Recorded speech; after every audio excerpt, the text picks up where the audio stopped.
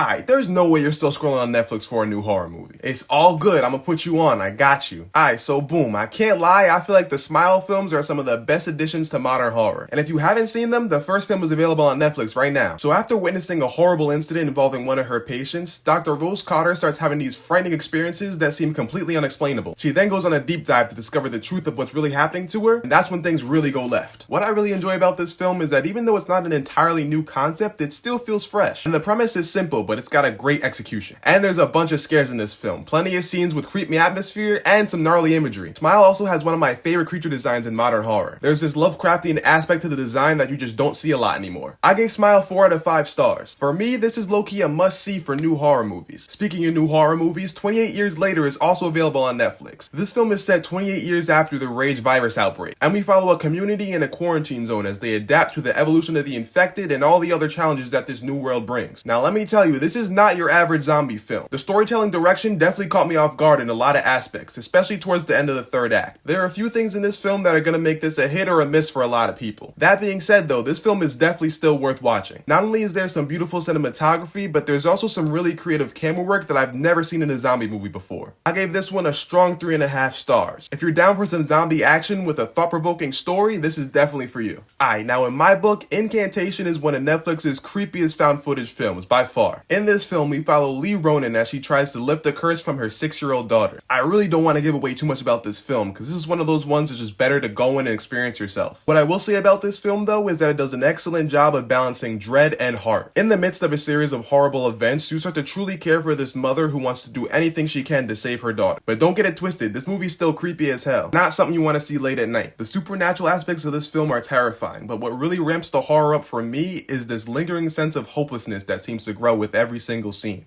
I gave Incantation 4 out of 5 stars. Definitely a must watch if you enjoy found footage. Hopefully you got something to watch on Netflix now, but if you've already seen these, let me know which one was your favorite. Peace.